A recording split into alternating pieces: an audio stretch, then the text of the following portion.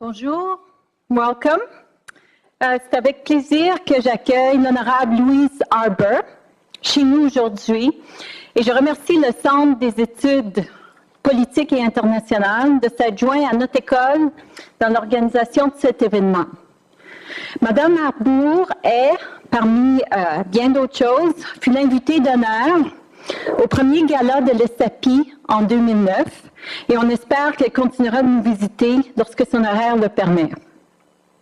Il est impossible en 2 minutes de résumer sa carrière, sauf de dire qu'il s'agit d'un cheminement réellement incroyable, pour lequel elle a reçu près d'une 40aine de degrés honorifiques, ainsi que de nombreux ordres, incluant l'Ordre du Canada, et des médailles.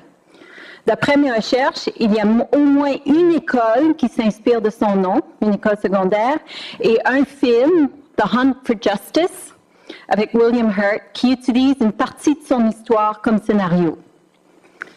La présentation de Mme Arbour aujourd'hui s'intitule « Doctrine à la dérive, la justice, la responsabilité de protéger et les opérations de maintien de la paix contribuent-elles véritablement à la paix ?»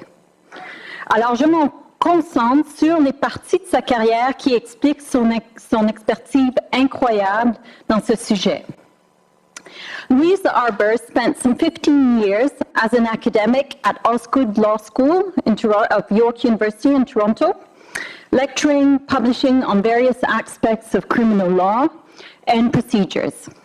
She was subsequently appointed judge to the Supreme Court of Ontario, then to the Court of Appeal for Ontario. In 1996, she was appointed Chief Prosecutor for the International Criminal Tribunals for the former Yugoslavia and for Rwanda. She was then appointed to the Supreme Court of Canada. Madame Arbour left the Supreme Court in 2004 to serve as the United Nations High Commissioner for Human Rights.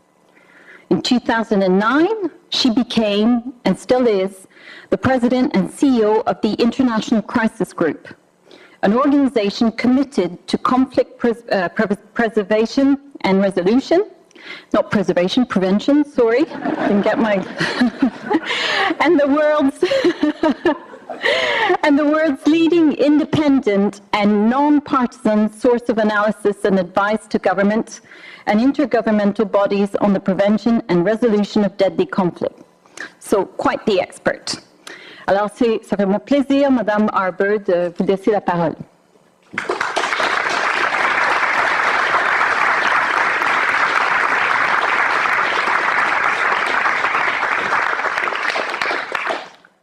Can I touch this? Juste un petit peu. OK, oui, c'est parfait. Comme ça, vous m'entendez? Oui, ça va bien? Alors, merci beaucoup de m'accueillir ici aujourd'hui. Je dois vous dire que je ne m'attendais pas à avoir une salle aussi remplie. Étant donné que je vous ai, puis vous êtes une audience un peu captive, je présume, bon, vous pouvez toujours sortir en claquant la porte, mais vous allez au moins m'écouter quelques minutes. Je pense qu'au début, je vais vous parler un petit peu de ce que je fais dans le moment, mais avant ça, je devrais vous dire, tout ce que j'ai fait dans ma carrière, j'ai toujours pensé que c'était très important. Puis je pense que c'est le cas pour bien des gens. On fait quelque chose, on est très passionné, on pense que c'est très important. Mais je vais vous raconter une petite histoire qui maintenant m'a donné beaucoup plus de perspectives sur mes travaux actuels, en fait sur bien des choses. I was invited a few years ago when I was the prosecutor for the tribunals for the former Yugoslavia and for Rwanda by a university somewhere in the United States. I won't mention where it was. And they asked me to come and talk to a group of professors and students on general human rights issues. And they said, somebody will pick you up at the airport. So this man was there waiting for me at the airport, and in the car, he said to me, this is so amazing, you know, what you're doing, prosecuting war criminals. And I didn't need anything more, so I went on and on about not only is it interesting, but it is so complex. Nobody has done that since Nuremberg, and I just went on and on about it's challenging, it's important, it's difficult, it's complex. And about 15 minutes into talking about myself, I said, oh, and by the way, what do you do? And he said, oh, I'm a physicist. oh, that's really interesting. What are you working on? He said, I'm working on the future of the universe.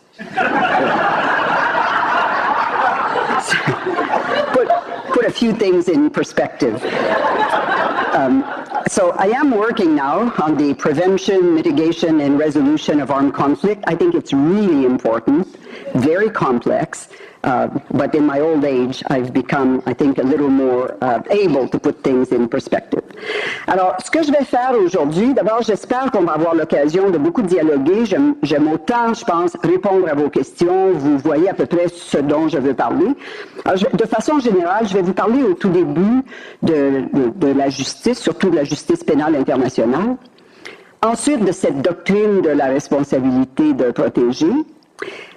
Si on a le temps, on peut parler un petit peu aussi de l'état des opérations de maintien de la paix. Et puis, j'aurais pu ajouter de toute l'architecture internationale des droits de l'homme et tout le volet humanitaire aussi, mais je pense qu'on n'a pas assez de temps. La façon dont je voudrais aborder ces questions-là, c'est de la façon suivante. Je pense qu'on est en déficit au niveau de la justice, en déficit au niveau de la protection des civils. Et tout ça, en fait, ça s'inscrit dans un grand chapeau, en fait, sous un grand chapeau de protection des populations civiles dans l'atmosphère ou l'environnement des conflits armés.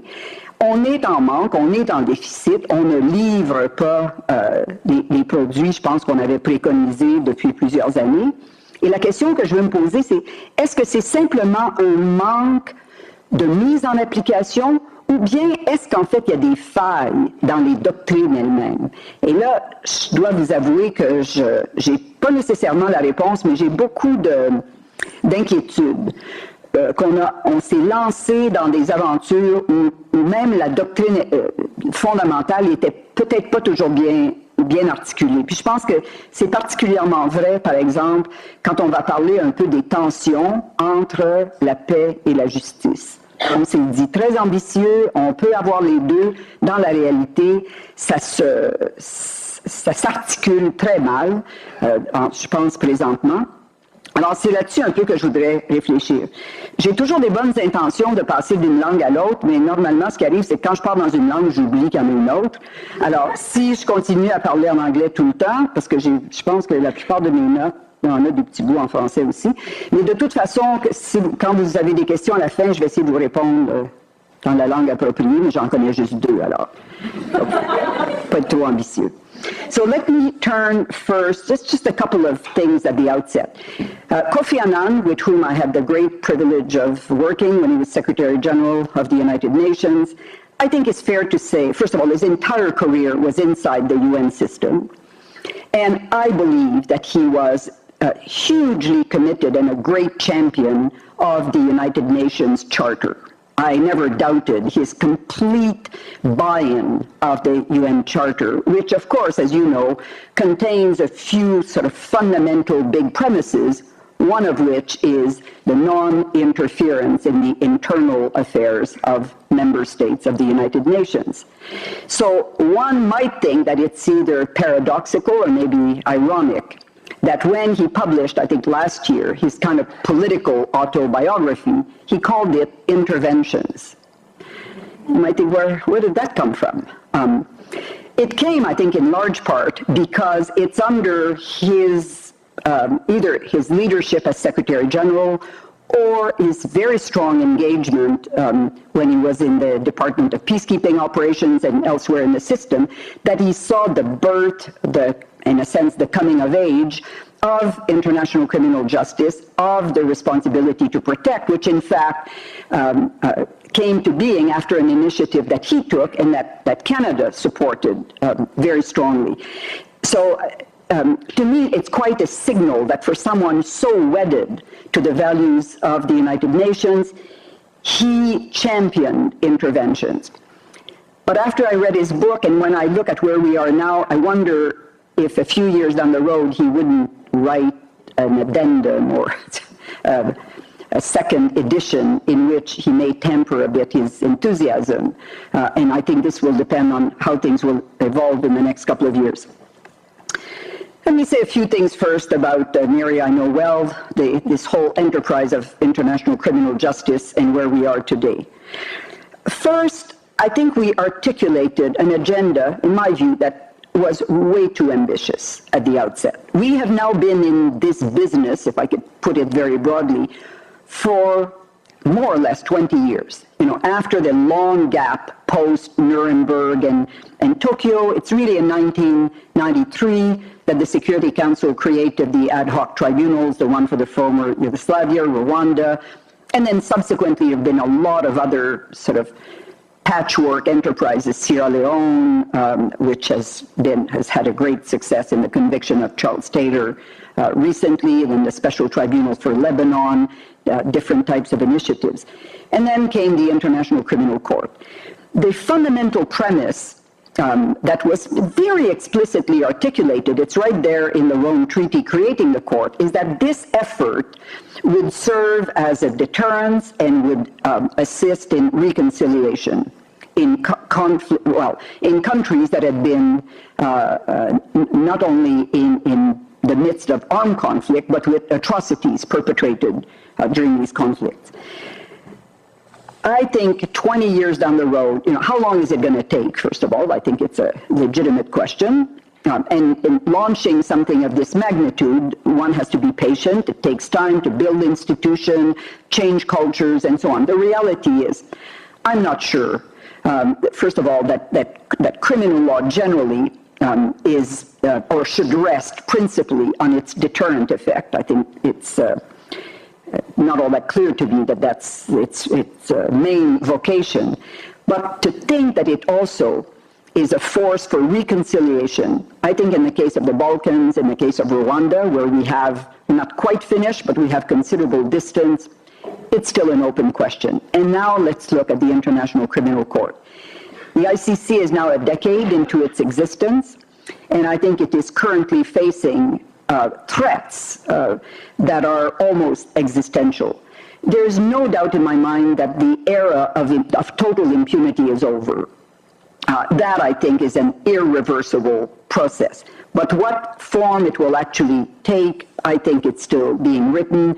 And I'd like to look at a couple of particular issues regarding the ICCs that I think are show that they might have been not just shortcomings in implementation of the Rome Treaty, but in the conception of it and the doctrine itself.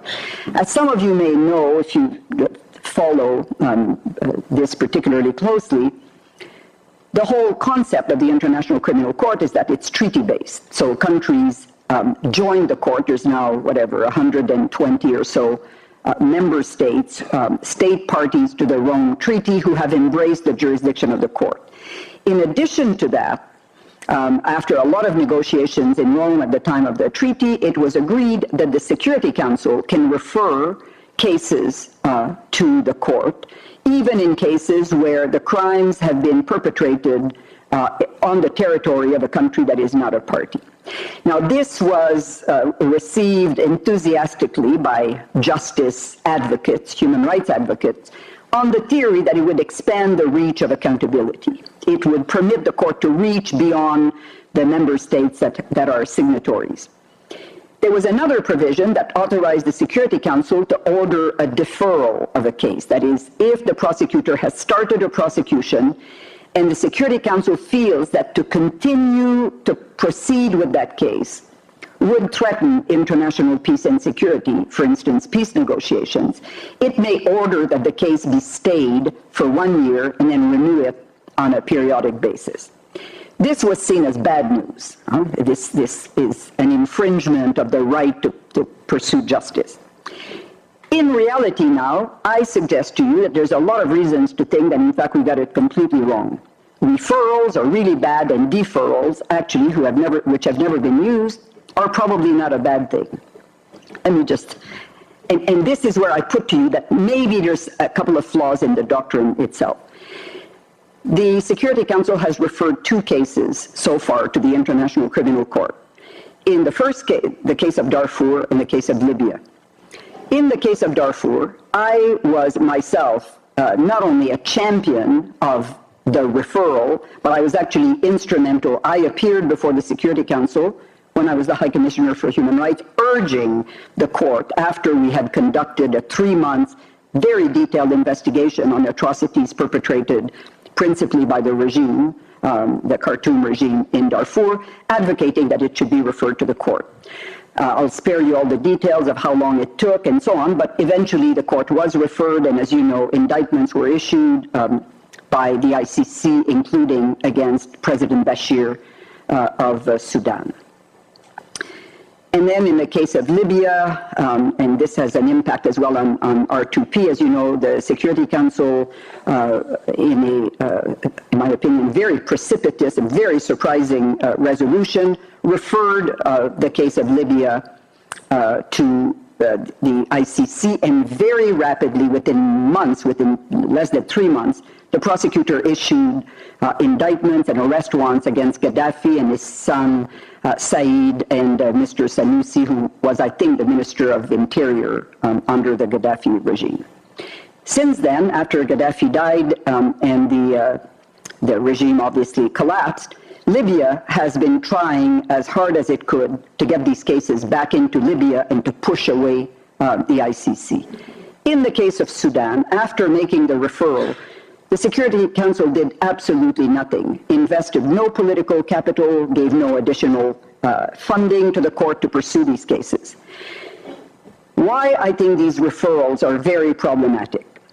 First, because in my opinion, they demonstrate a complete betrayal of the fundamental principles of the rule of law.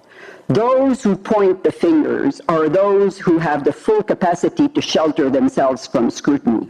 Of the 5 permanent members of the Security Council, 3, Russia, China, and the United States, have not ratified the Rome Statute. The only way they could be brought to account is if they didn't exercise a veto to block that kind of action by the Security Council. Now, there are many aspects of the rule of law, one of which is the principle of equality before the law. And it seems to me that to have a trigger mechanism that is so defective at its heart, in terms of doctrine here, I think is launching a process on the wrong footing. The Security Council, of course, is also a quintessential political body, so it triggers the entire justice enterprise. The impetus is clearly then political, which I think, again, if you're in the justice business, that's not necessarily a very appropriate trigger. And if you look back at Sudan and Libya, in both cases, the taint, I think, has actually played the unfolding of this particular case. So these referrals, in reality, I think have been very problematic. And then reasonable people disagree about whether, in practice, they have made it more difficult to make progress in other fields, such as in the pursuit of peace. On that, I think the jury's still out. There was a lot of expectation that President Bashir of Sudan may be the spoiler in the referendum for the secession of the South. In fact, he wasn't, despite the fact that he was indicted and did not insist on getting a deferral in exchange for his support. So how they play out in the trade-off is hard to say. But then ask yourself, what about Syria? Why are we hearing so little about a possible referral of the case of Syria to the Security Council? Well, there are lots of possible reasons, one of which is that there are fears that, assuming that there could be a Geneva II process and some peace negotiations, that if Assad were actually at that point an indicted war criminal, that might complicate the outcome, including his willingness to step down from office. There's that. The reality is, I don't think you would get it through the Security Council at this point. I think conveniently the Americans could let us believe that it's the Chinese and the Russians that would block it. I think there's a lot of reasons to believe that they themselves might not be very enthusiastic in this venture. So we have to ask ourselves, well, these referrals that were supposed to expand the reach of accountability seem to have hit a brick wall in the case of Syria.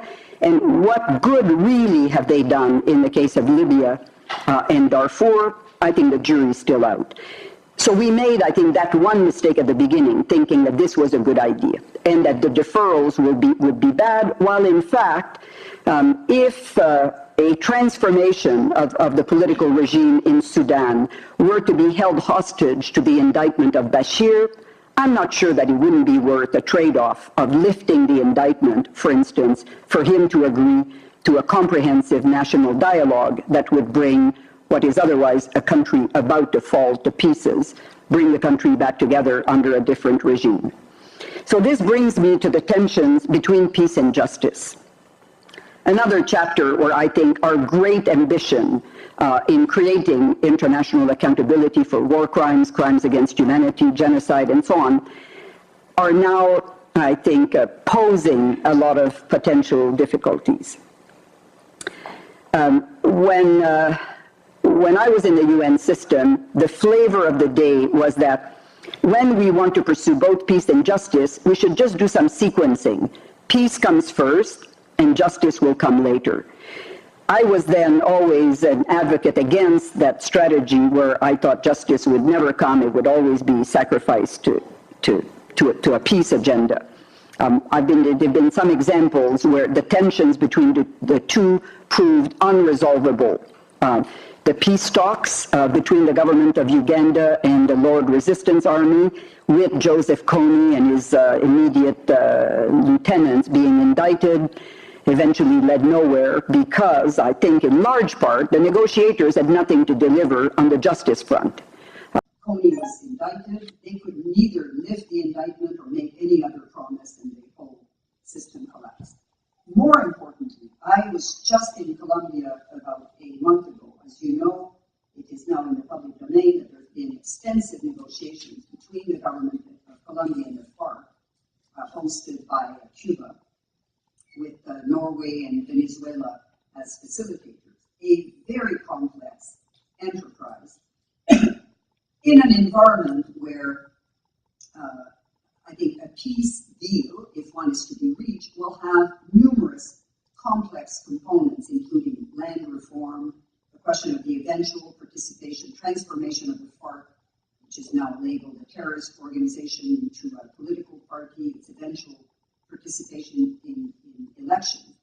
But one particularly thorny issue is that of accountability for war crimes, crimes against humanity perpetrated in Colombia by several parties, paramilitaries, state agents, formal state agents, and of course the FARC.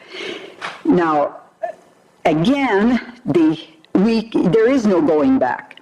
There is absolutely no way a blanket amnesty could be put on the table and enforced. It would be, by all accounts, absolutely unacceptable to the people of Colombia, many of whom have suffered through 50 years of conflict, and victims, organizations, and popular opinion generally would not accept a blanket amnesty. Second, it would be totally inconsistent with contemporary international law standards, and therefore, most likely, if a deal was struck on that basis, it would be struck down by the Constitutional Court of Colombia, the Inter-American Court of Human Rights, or in any event, it could not survive either political or legal scrutiny. And therefore, there has to be some accommodation of the interest of justice, but not to a point where the FARC are going to walk away from a peace deal.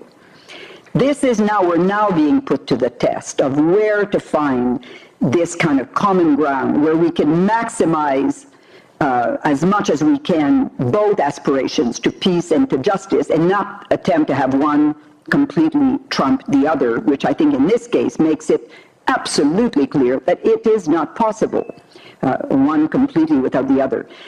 Now, in this case, Colombia is a treaty to the Rome Treaty, and therefore, if the government is seen to be unwilling or unable to prosecute war crimes, crimes against humanity, the ICC's jurisdiction can be triggered.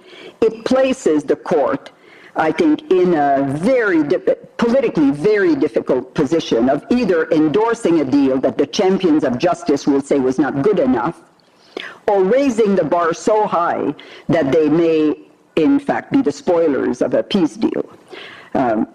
And I won't go into the details of how this is playing out on a day-to-day basis, but I think it's showing, I think, to some extent, how we had the doctrine itself, I think, was still in its infancy as it's unfolding in reality. Let me turn to the responsibility to protect. I'm sure many of you are familiar with the amazing contribution Canada made to the launching of this very important doctrine in the field of protection of civilians.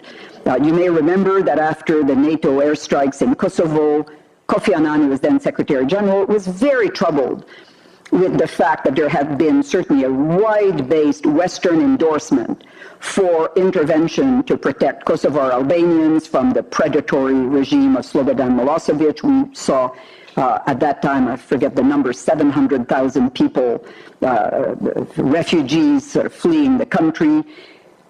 So NATO intervened. There were, I think, 78 days of airstrikes, a very intense military campaign without the authorization of the Security Council. Now, I'll come back to the UN Charter. The use of force is prohibited unless it's in self-defense or unless it's with the authorization of the Security Council acting under Chapter 7 of the United Nations Chapter for the Protection of Peace and Security.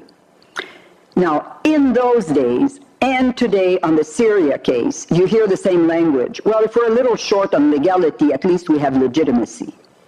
Well, I put it to you, I find, as a lawyer by training, I think before we fall back on legitimacy, we need a little bit more clarity about what exactly we mean. We think it's a good idea. We think we have a moral duty to come to the rescue of populations in peril. Who is the ultimate judge of that? Assuming, as I said, we don't have the legality that comes with Security Council authorization. The first, and I'll say a few more things about the history of the process. As you know, Kofi Annan asked exactly that question. What can we do to come to the rescue of populations in peril as they were there and as they had been, of course, in the Balkans and in Rwanda, if the Security Council is paralyzed or for some reason is not prepared to step forward? And Canada took up the question and set up this international commission, which produced a very important and subsequently influential report that led to this doctrine of the responsibility to protect, which was, in my view, a major repackaging, a serious repackaging of what the French used to call le droit d'ingérence. And the particularly important aspect, in my view, was shifting from le droit d'ingérence, the right to intervene, which is, if it's a right, is of course discretionary to the right holder. So it's the proposed intervener who could choose to exercise the right to intervene or not, to the responsibility to protect, which I think puts a much more serious onus on those who have that responsibility. Now, the doctrine asserts that the primary responsibility to protect populations from genocide, war crimes, crimes against humanity, and ethnic cleansing rests on the government, on the national authorities of that state. And only should a state prove unwilling or unable, in such a case, the international community has to step forward. Very critically, that doctrine was embraced by the United Nations General Assembly in 2005, and it makes very clear that if, in fact, there's a default by the national authorities to protect, the international community takes on this responsibility, and if it has to go to the use of military force, it has to be with approval of the Security Council. Libya was the first case where, and now there's divided opinions as to whether Libya was in fact an exercise of the responsibility to protect or not. Let's put it this way, when it looked good, the champions of R2P said this is a perfect R2P case. It's called R2P. I'll tell you another story about that. And the skeptics about the responsibility to protect, or those who became a little more skeptical afterwards, are now taking a considerable distance. I'll tell you at the end my joke about R2P. It's really good. So what happened in Libya was that I think when Gaddafi was literally on the threshold of Benghazi, and there were claims that we were on the eve of potentially another Rwanda, the Security Council, frankly, I really believe that on the strength of the endorsement by the Arab League and with this factual proposition that we were about to witness a massive slaughter of civilians by someone who had very few friends and who people believed was capable of doing just that. The Security Council passed a resolution authorizing, quote, all necessary measures to protect the civilians of Benghazi. That led, of course, that was the appropriate legal authority for NATO to step up and pursue its campaign. Starting the next morning, you heard Western leaders saying our UN-based mandate is the protection of civilians, and that's what we're doing. Our political agenda is regime change. They weren't, I think, particularly hiding this agenda, and that's what eventually was done. Russia and China, in particular, since then, but not alone, all the BRICS countries, I think, really rallied to that. Brazil, India, in particular, Mexico, many countries, had a lot of misgivings about whether this had been a misuse of the Security Council authorization, which was tailored to protect the population of Benghazi and was transformed into a use of force to reverse government and to change a regime. Now, since then, there's been a lot of doubt about the sincerity of these claims. And let me just tell you the way I look at it. When, in particular, Russia and China, veto holders who decided not to exercise their veto and actually to let this military mission go through, when they say now that they were betrayed and they're not about to do it again, which in part explains the inertia of the Security Council in Libya, when they say that, in my view, they don't have to be sincere, they just have to be plausible. And they are plausible, that a narrow mandate was given, and it was expanded way beyond certainly its literal interpretation. And when I say they don't have to be sincere, I find it very difficult to believe that anybody seriously thought that you can prevent a country leader, particularly in a very authoritarian environment as Libya was, that you could prevent such a leader from slaughtering his own people without reversing him. So, and I've said that many times to my Western friends, and I said, why weren't you up front? That the only way you're going to prevent him from taking retaliatory action against civilians in his own country is to take him out of office. And many of them have said to me, well, if we had been that explicit, we would not have obtained the Security Council resolution. Well, so you lied. And now you think it's unreasonable for others to take advantage of your weakened position by not having been straightforward, take advantage of that to say, we were betrayed, you cheated, we're not going to do it again. Now that sounds like a lot of game playing, and if you're sitting in Damascus or Aleppo, you might think this is not particularly helpful, all this posturing and scoring in New York and elsewhere. But that is the reality. How did we get there? I come back to my original question about whether we have problems of implementation or some doctrinal flaws. When the responsibility to protect was advanced and was starting to be promoted very seriously as a doctrine, its biggest champions downplayed the international part of their responsibility and upgraded the part that in my view is self-evident and completely trite, which is the state responsibility to protect their own population.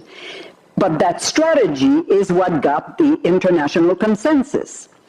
So it's the same kind of thing. You play up the soft part of the doctrine, you get everybody to sign off on it, but then when the hard part comes, you realize you haven't done your homework. There was very little serious work done about how the use of force would be legalized or legitimized either with the Security Council or without. If that was the case, what would be the preconditions? We know the basic framework. There's a kind of proportionality test. If you're going to come to the rescue of these populations, you should do no more harm than good. You should try to anticipate. People always talk about unintended consequences. a lot of them may have been unintended, but they're eminently foreseeable. So you have to measure all that, but none of that serious work had been fleshed out and articulated and debated when Libya came. And I think as a result of that, it was a precipitous, ill-articulated, ill-argued initiative that is now leaving us, I think, with a doctrine that is trying to recover, I think, from this mishap.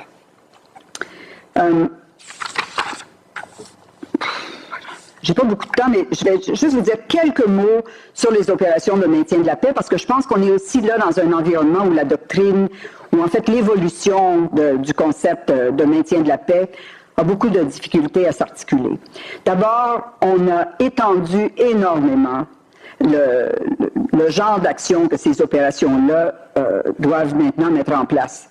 C'est plus, comme c'était au début, une question de garder une zone de neutralité entre deux parties qui ont signé des accords de paix. Ce sont des opérations extrêmement complexes, extrêmement coûteuses. Il y en a 3 présentement au Soudan.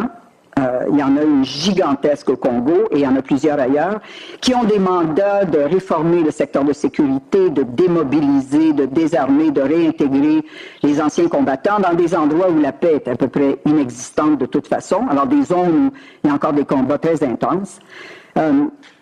Alors on parle maintenant plus de mettre en place la paix que plutôt que de la maintenir là, entre des parties qui ont déjà négocié un accord de paix. Le dernier volet, qui a été très controversé à New York et qui est maintenant en place au Congo, c'est la question de ces brigades d'intervention qui ont un mandat beaucoup plus musclé, un mandat en fait de combat, qui ont des instructions au Congo, entre autres, d'aller non seulement simplement de protéger les civils de façon passive ou défensive, mais de prendre même des initiatives armées pour essayer de désarmer ou de déloger des groupes armés.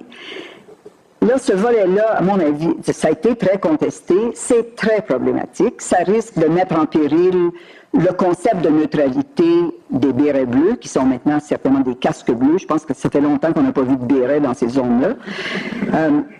Alors, ça risque de mettre en péril toute l'entreprise, mais pire encore, c'est un peu comme ce que je vous disais à propos des références du Conseil de sécurité, c'est qu'il y a une espèce un entachement, une tâche politique. Et moi, je pense que ce qu'on va voir avec ces brigades d'intervention, c'est une force armée internationale qui devient le bras de fer d'un régime qui a à peu près aucune légitimité. Plus le régime est faible dans le sens où a très peu d'appui ou de légitimité dans son pays, plus on va devoir l'aider sur un plan militaire.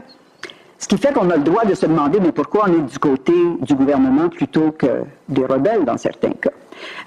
On peut prendre même le Congo comme exemple. Je pense que la légitimité comme telle du gouvernement Kabila est assez problématique, mais il y a d'autres pays où ça va être encore plus évident qu'on va avoir des gouvernements énormément faibles, très peu légitimes, à peu près pas légaux non plus, après des élections frauduleuses, corrompues ou volées. Alors, comment est-ce que la communauté internationale va choisir d'appuyer des gouvernements comme ceux-là contre d'autres forces armées? Il va y avoir des coûts, il va y avoir des pertes de vie, et comme vous le savez, de plus en plus, les pays qui contribuent des troupes, ce sont des pays pauvres, et les pays riches signent le chèque.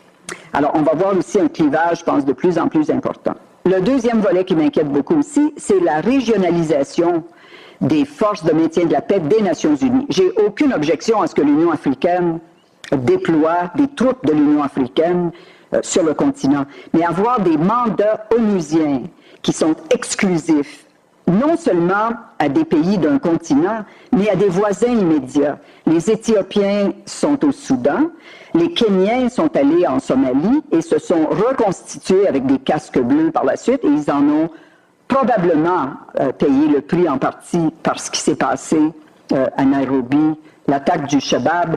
À mon avis, c'est probablement pas complètement divorcé de la présence du Kenya en Somalie, qui a repris une partie du territoire.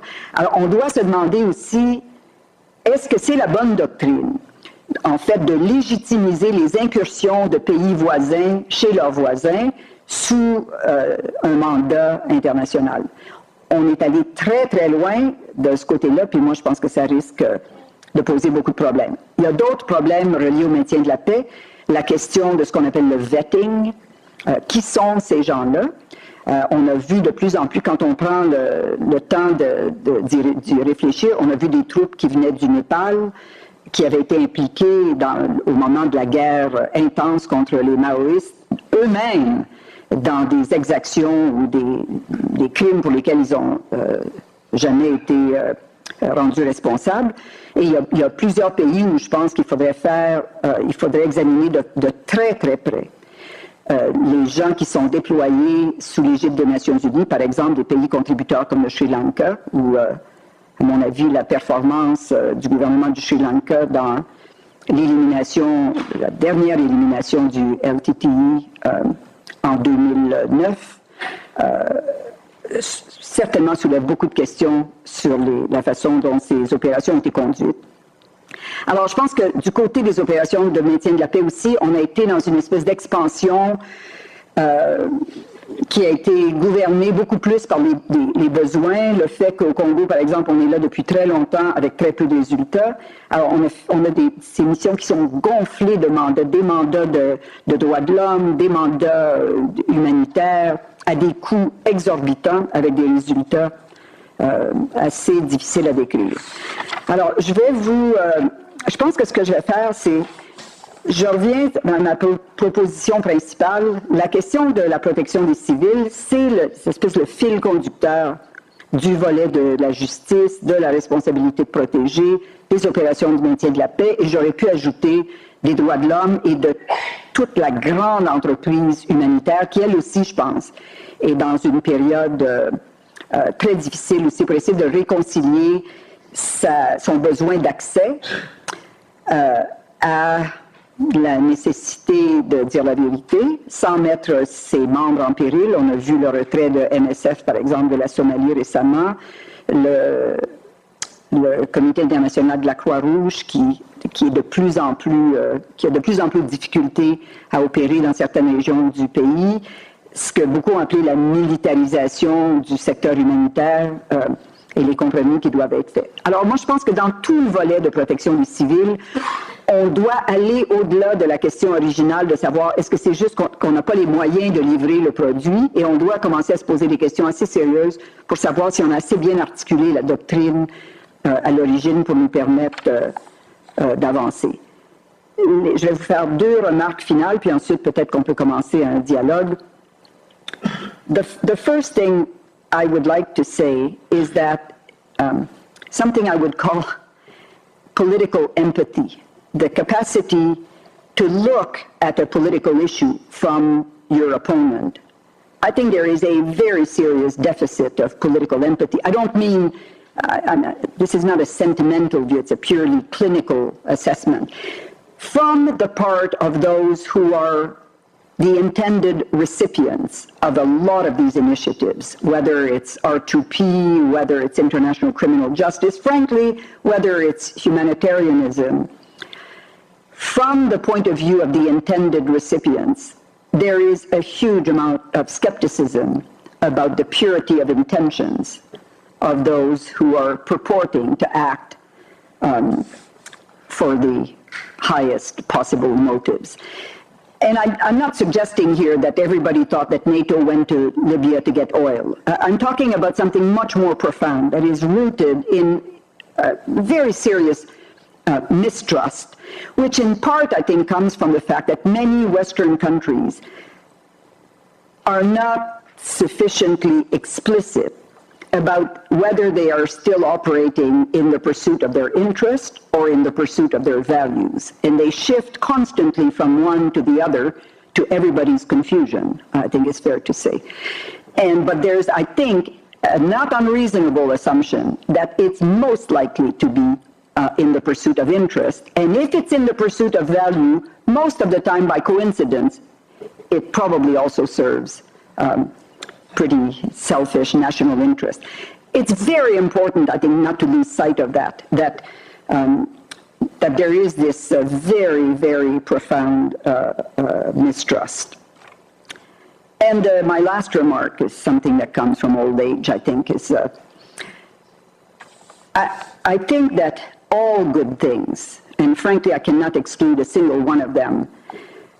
And by that I mean justice, truth, even peace itself. All these things can be pursued with too much zeal or can be obtained at too high a cost. It took me a long time to come to accept that. In the case of truth, I think it's very simple. The pursuit of, or the effort to pursue truth by torture, for instance, in my view, is clearly too high a cost, and therefore there is a point in which it's not worth pursuing. Not only not worth, it's not right to take it further. The pursuit of peace by subjugation, occupation, an unfair surrender, I don't think is worth pursuing or right to accept. And in the same way, I think the pursuit of justice in an environment where the process itself will trigger or unleash, rationally or not, such a violent response that it will do more harm than good, I think is also a case where one has to back off. I think in championing all of these doctrines, we were not prepared at the outset to accept that they would have to unfold in a spirit of compromise. I think that's where we are now. Thank you very much. I'd be very happy to take your questions.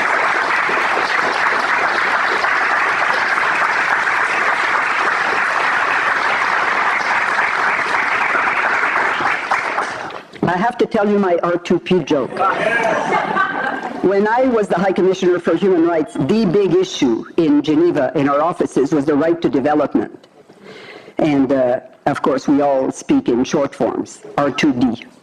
So I went to New York to introduce myself to one of our new colleagues, and I said to him, "Hi, I'm the High Commissioner for Human Rights. We do R2P and R2D too."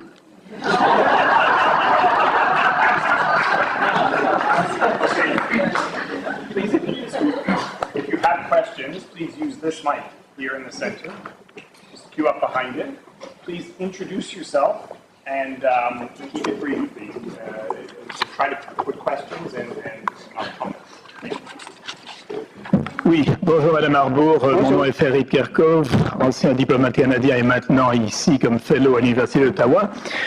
Merci pour tout ce que vous avez dit.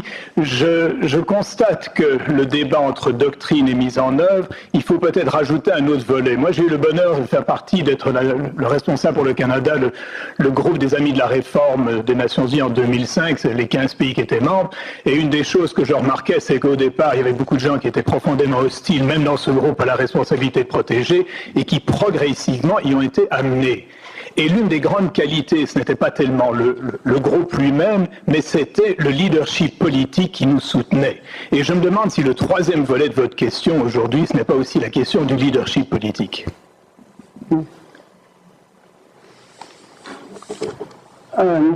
Oui,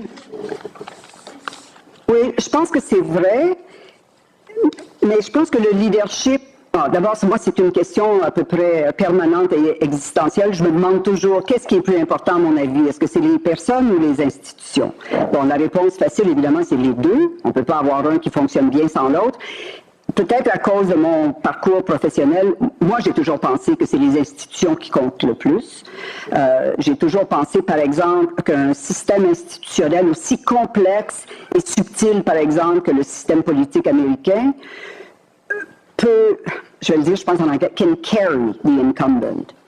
Avec l'avantage que si la personne qui a le poste est pas trop bonne, pas trop... Le système va compenser, mais le prix complet, c'est quand on a quelqu'un de tout à fait exceptionnel, le système le réduit à un dénominateur moins brillant.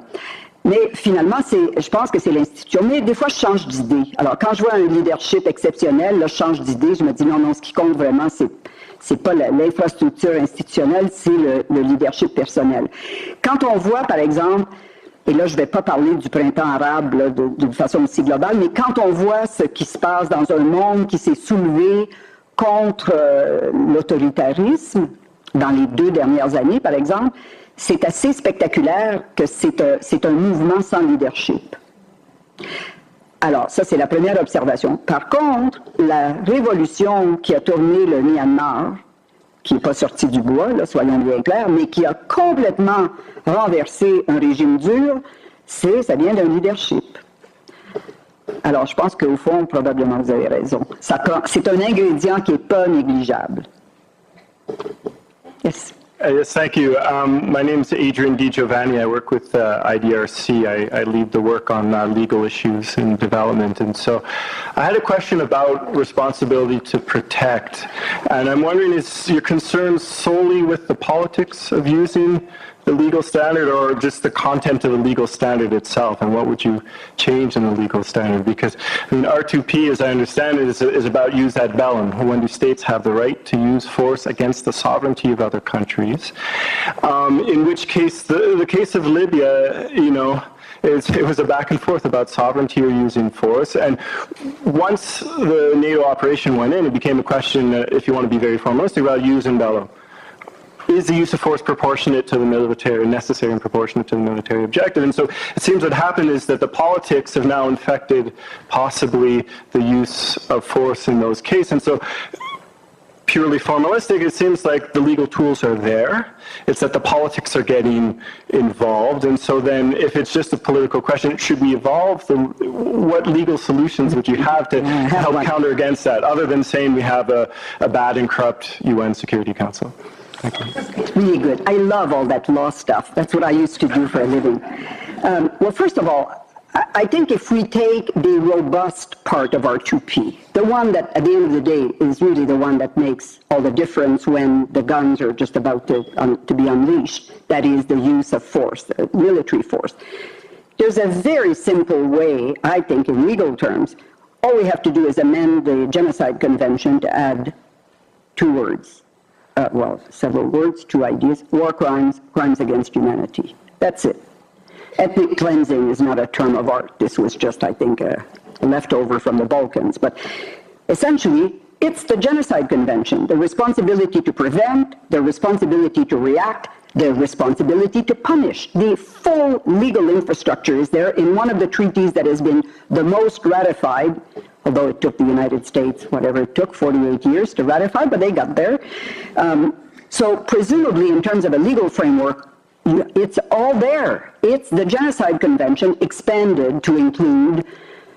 Now, the opponents of that would say genocide is sui generis. We can't touch that. We can't expand it.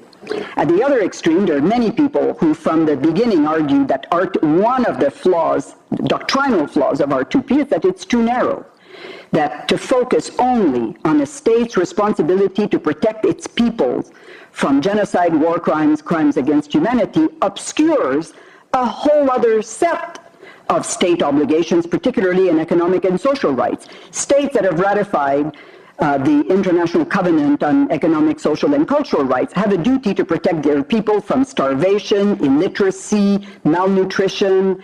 A lot of people die as a result of these shortcomings on state responsibilities, frankly, a lot more than within the narrow framework of R2P. Now, when that debate took place, I'm sure you're very familiar with it. The question was, well, if we make it too wide, it won't have any teeth.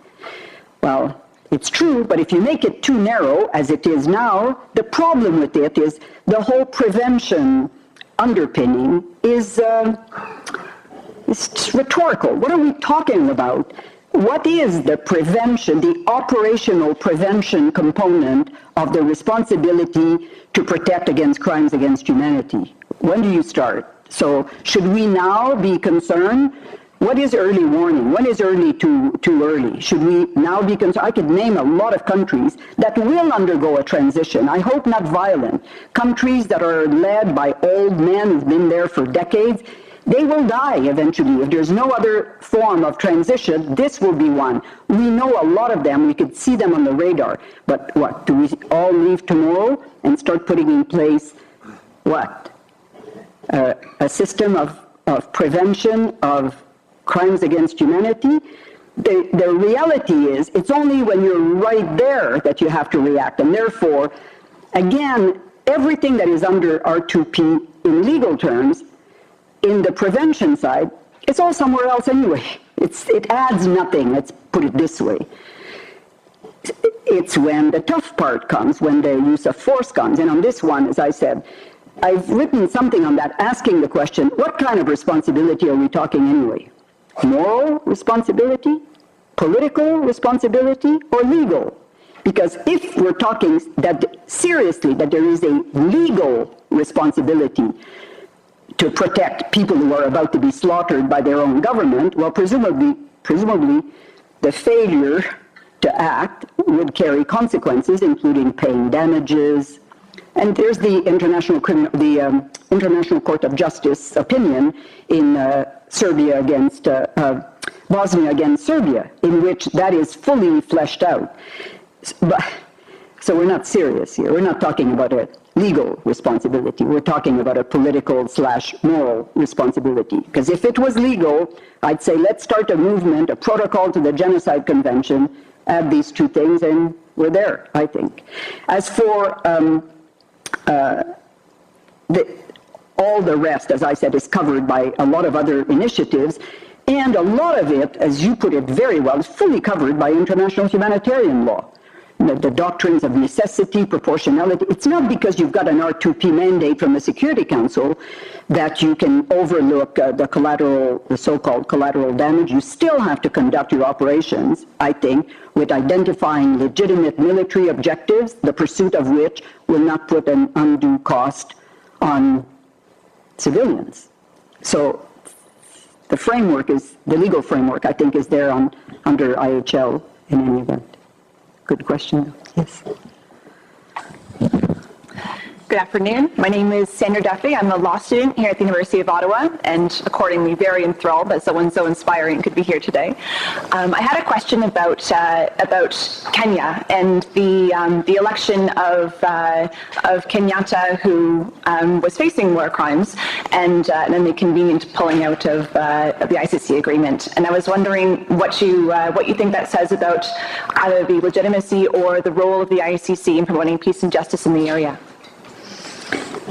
Kenya is a very difficult case. First of all, it is the only case, I'm sure you know that was initiated by the prosecutor on then now her own initiative, which was a feature of the triggering capacity of the court that was very hotly debated in The Hague. Originally, member states said only a state could trigger a case, and the Security Council. And then eventually reason prevailed, and the prosecutor can initiate a case, an investigation on her own rights, as long as she otherwise has jurisdiction. That is, it's a country that is ratified, or the nationals of the country, whatever the jurisdictional framework is. Kenya is the only case where the prosecutor started the case on his own initiative, but not out of the blue. After, again, Kofi Annan mediated peace talks, put the government on notice that they had been very serious crimes committed in the post-2007-2008 elections, told the government, you have to investigate, you have to prosecute, you're a signatory to the Rome Treaty. If you don't do it, The Hague should take a look at it. And the Kenyans tried several times to set up a special internal chamber in their court system to do it. They could never agree. So in a sense, the ICC stepped in. It's the perfect case. They stepped in by default after the national authorities had been given every possible chance under the complementarity principle where they have primacy to do it themselves. They did nothing. So the ICC started the investigations. But then the politics come into play. Two of the people indicted, Ruto and Kenyatta, as you know, ran for office while indicted and got elected. Now, some people were talking about a Kenyan referendum on the court. That's not exactly that, but there's no question this was not obscured. It was right at the center of the elections campaign. So it leaves the court now, I think, in a terrible, extremely vulnerable position with the mobilization of a large sector of the African Union, which was supposed to hold a special meeting calling on its members to start the process of repudiating the Rome Treaty, which, of course, would not have effect overnight. Kenya said they would step out. Wouldn't have effect overnight, but it's still, if that's the momentum, Africa is the continent with the largest numbers of ratifications. It's a very, very serious frontal political attack on the entire enterprise. So the court, I think, now is facing the necessity to put in place a strategy which, in my opinion, should be led by the Assembly of State Parties. It's essentially a political issue. It's not, certainly not for the judges, and I would argue, from my point of view, it should not be led by the prosecutor who should be prosecuting, not politicking. It should be the center of gravity of this pushback and this kind of re-engagement should be led by the Assembly of State Parties. Just again, as a footnote to that, contrary to the tribunals with which I was associated, there are lots of differences between the two, but one big difference also is the mobilization of civil society, it's a good thing. There's a huge coalition. I'm on the advisory board of the Coalition for the International Criminal Court, which is a coalition of, 2,000 NGOs. I mean, it's a huge movement to support the court, but it hits member states head on. So it's a polarization again of civil society actors against states, which also, I think, needs to be reconciled, and we have to turn that page. But how it will all play out in Kenya, I think it's still very difficult to tell. Merci. Bonjour, mon nom est Frédéric Labarre, je suis avec le Security Governance Group. Ma question est au sujet de l'avenir du R2P parce que en période d'austérité, si on regarde en ce moment, vous savez, les États-Unis qui sont prêts à embarquer, mais tous les sondages du Pew Research Council disent que la population ne veut personne sur le terrain. La même chose en Grande-Bretagne et la même chose en France, même si le président Hollande voulait bien, lui, aller de l'avant. Donc, est-ce que la période d'austérité en ce moment est pas en train de tuer R2P une fois pour toutes? Merci. Oui, mais je ne suis pas certaine que ce soit seulement l'austérité. Je pense que vous avez raison. D'abord, il y a deux volets. C'est pas juste que les pays occidentaux ne sont pas prêts à mettre des troupes sur le terrain dans une position de combat. Alors, s'ils vont y aller, là, on ne parle que airstrikes, no-fly zones, 35,000 feet, drones or surface-to-air missiles. Des boots on the ground, on n'en parle même plus. Mais c'est pire que ça. Après le Kosovo, ou commençons avec la Bosnie, après les accords de Dayton, il y a eu 60 000 troupes de l'OTAN qui ont été déployées pour consolider les accords. C'est non seulement qu'on n'est pas prêt à envoyer des troupes en Syrie, mais je ne sais pas d'où ça va venir, qu'est-ce que ça prendrait pour la Syrie? 60 000, 80 000, 100 000 troupes pour déployer après, là, si le tout se calme. On est loin d'avoir... et là, je pense que les questions d'austérité rentrent peut-être un peu en jeu. Mais moi, je pense que c'est pire que ça. Ce qu'on sent dans l'opinion publique, c'est un recul vis-à-vis cette espèce de solidarité humanitaire, tu sais, qu'on doit y aller.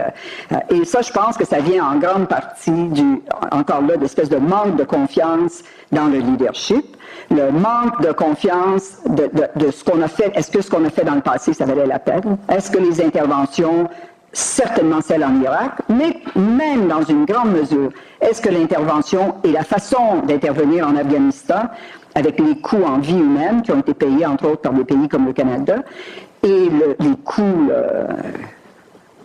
financiers, et est-ce que ça nous, ou est-ce que ça, non seulement où est-ce que ça nous laisse, mais la vraie question la plus importante, où est-ce que ça laisse les Afghans et où est-ce que ça va laisser les Syriens?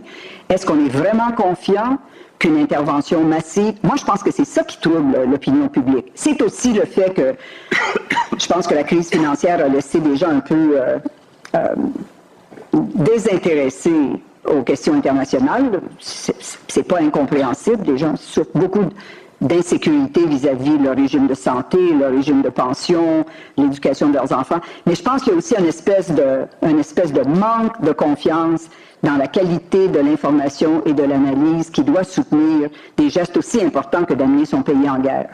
Puis même dans des démocraties très ouvertes où on pense qu'on a accès à beaucoup d'informations, le déficit d'informations analysées, crédibles, dans laquelle on peut avoir confiance, je pense que ça se manifeste beaucoup, entre autres dans les pays occidentaux, où les gens, ils n'ont pas confiance, qu'on sait ce qu'on fait puis qu'on va faire des choses qui valent la peine d'être soutenues. Hi, I'm Olivia Howard, and I'm also a law student, so it's a huge honor to meet you. I have a question about your time with the ICTY, and if you could tell us a bit about the legitimacy problems that the tribunal faced, especially given that some of the people you indicted, you didn't indict until after the NATO bombing, like Željko Ražnatović, and Serbia was also very less than cooperative in handing over some of these people. So I just had a question about the legitimacy, and if you could offer some insight. Thanks. Well, first let me say, I don't think we need to be too agitated about legitimacy when we have absolute clarity on legality. It's the other way around that makes me a little bit more edgy. And in the case of the Tribunal for the former Yugoslavia and for Rwanda, I mean, I was appointed by the Security Council. We were a Chapter 7 Security Council enterprise. In my opinion, I didn't lose one iota of sleep on whether or not there was anything there that was not appropriate.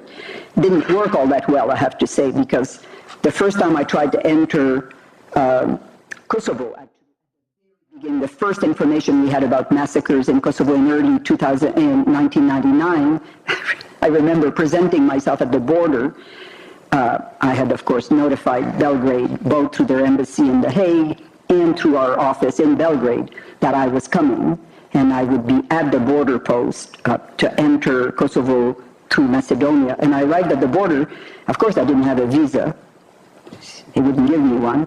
And I remember I had an interpreter, this border guard, and I gave him my passport, and I said, I want to come in. He said, well, you don't have a visa. I said, well, I don't need one.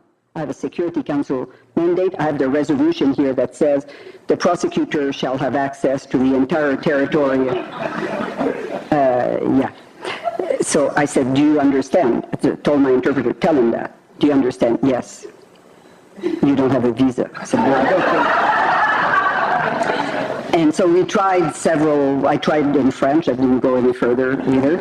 And then finally I asked the only relevant question. I said, do you have instructions from Belgrade? He said, yes. Oh, I see. Oh, that's not too good. So it didn't work. So it didn't always work, but I was right, he was wrong. I had the right to go. So the question of legitimacy, I think when you're in there with a Chapter 7, a mandate from the Security Council under the umbrella of the preservation of international peace and security, the fact that some parties think it's not appropriate, or they think, some of them, that you have a bias, you're anti-Serb or you're anti-Croat, in my opinion, is just beside the point. Just go out there, you investigate, you do your work. And in retrospect, I think historians, jurists, with distance and so on, I mean, the only test is we could not possibly investigate everything and prosecute everybody. That's pretty clear. The statute itself said, prosecute those most responsible for the most crime. To me, that meant go as far up the chain of command as you can for the most serious, a few emblematic crimes, and others really mass casualties. That's what we tried to do. Whether we succeeded, whether we did it well or not, I think historians, jurists will determine. Whether we contributed to national reconciliation, that's different. That requires local buy-in, and I'm not sure we ever had it. Hello, I'm Kate White with the United Nations Association in Canada, and I want to echo, it's not just the young people who are excited to have you here, that I too am very excited to see you again. First of all, I want to say that, not least because you're pushing our thinking here today, and that's very helpful. When you talked about us having, the conventions and the treaties already, I mean, I would also like to hear your views on simply the focus of the international, the global commons, if you will, that we brought to R2P. In other words, to have people thinking about this is a value in its own right. But when you did talk about the difference between interests and values, that, what do we do in a situation like Syria? And there'll be one and there'll be another one after that, where when the interests aren't there, that our values give us we're conflict weary. So in the absence of, oil or some other interest there, we've been sort of somnambulant about it. And I'd like to sort of mash something up here just to get your thoughts on it. If one of the things that you're talking about provocatively here is saying, with a few adjustments, we've got the tools that we need. Can you maybe do some thinking here about what this might mean as we're considering the next, the post-2015 development agenda, when we talk about right, to food and to all of these other rights as well? Can we sort of bind these things together as well? Thank you. Thank you. Well, I think my first reaction, as you were, I think, very rightly describing this kind of fatigue and even on questions of values, that of course we Canadians, many others, could not identify any kind of direct national interest in Syria. And therefore, if we're going to do anything at all, it's going to be driven, the impetus has to come from values, but there's a lot of fatigue on this. My answer to that is, well, that's why we have the Security Council. That's what they do for a living. They're supposed to be there when we're too busy trying to advance issues on the environment or on health. We are solicited collectively. I mean, I see that when I talk to young people all the time, almost this kind of paralysis. There's so much to do. You don't know where to begin. Well, that's why I come back. We have institutions. That's their job. An organization like ours, nobody can say no. We put a massive amount of information, sophisticated information, well analyzed. We are prescriptive. We say, we may be wrong, you disagree, you say why, but we say this is what needs to be done now and in 2 weeks and in 3 months. By whom? By this government, by this regional organization, by the UN. It's all there. They are people who are supposed to do that for a living. Hence, the real issue, I think, was correctly identified, including by Kofi Annan when he led his failed effort at UN reform. It's the one organ that has the responsibility for peace is hugely deficient, hugely deficient. It's no longer, it doesn't represent the world in which we live. It doesn't have the trust and the buy-in from those who need, see, again, it comes back to, we believe wrongly, in my opinion, that law is about coercion. Law is about compliance. The articulation of legal norms should be the reflection of enough of a buy-in that it unfolds itself. In the same way that, again, contrary to popular assumption, I think the purpose of law is not to restrain, it's to liberate. It's to create an environment where, as the UN Charter puts it, there's greater freedom. It's an instrument to liberate, not to restrain. All this, I think, in these moments where vast number of people are at risk, is what the Security Council should be doing. They're doing everything but. They cannot even, they never ever seize themselves of the case of Sri Lanka, where 30 to 40,000 people were slaughtered on a beach. We saw it. We saw it, despite every effort by the government of Sri Lanka to make sure nobody was there to see anything. It was documented as it unfolded. The Security Council was not even seized, never mind make a presidential statement, even less so a binding resolution for anything to be done until it was all over, and then the Human Rights Council applauded. So I think our institutions are, the Human Rights Council should be the political canary in the mine shaft. If a country is on the path to genocide or crimes against humanity, you would think there would be a few signals. Well, increase human rights violations are usually a really good indicator that this is not going in the right direction. Well, you should read the Universal Periodic Review report on Libya, published about 2 months before NATO went in. Oh, doing better, a little more gender equality, some capacity building. What are we doing? This is supposed to be if there is a prevention body, it should be it. Again, if you look at the spectrum of intervention that R2P talks about, which again is exactly duplicated in the Genocide Convention, responsibility to prevent, to react, to rebuild, and to punish. If you came from Mars, you'd think, this is brilliant, we've got it all. Responsibility to prevent, we have the Human Rights Council. It should be able, and it's not a small body now, there's a lot of capacity there. The Office of the High Commissioner is a staff of 1,000. It's penetrated into all the peacekeeping missions. The UN is on the ground in all these bad spots. So you should be able to use this political canary and listen. Responsibility to react, you have the Security Council. If it was true to its mission and mandate, it would react. And then responsibility to rebuild, we have different things, including the Peace Building Commission, and responsibility to punish with the ICC. Dreamy. The institutional infrastructure is all there.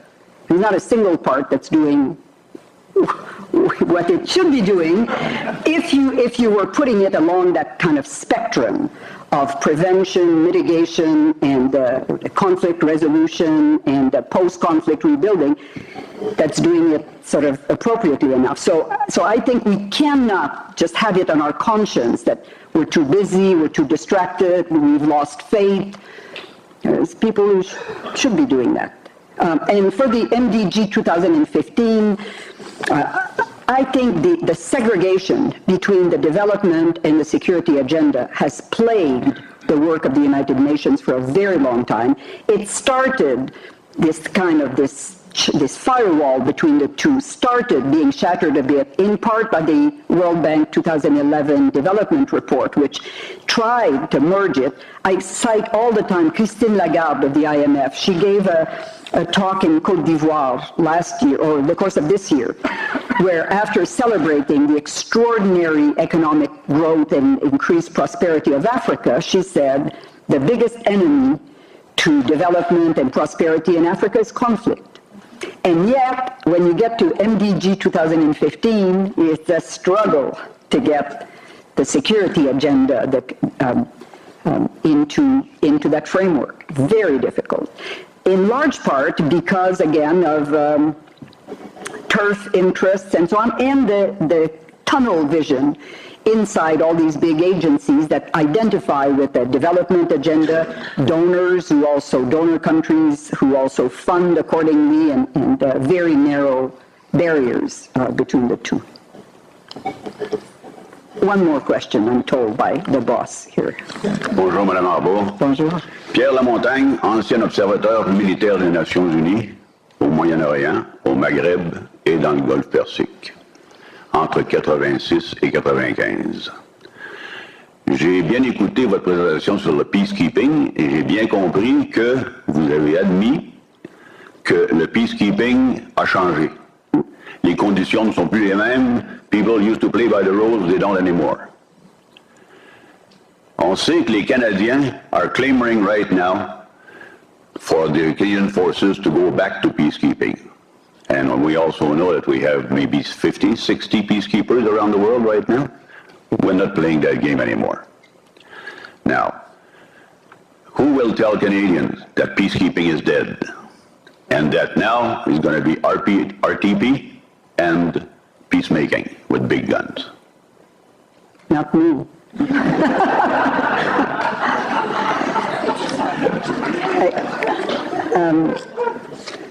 It's not, first of all, in fairness, it's not just the Canadians that are not there.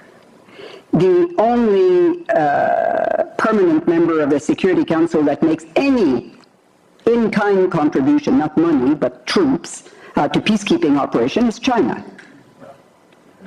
And it's not just the Canadians that are there at the margins with either police advisors, political advisors, military advisors, and a little bit of money.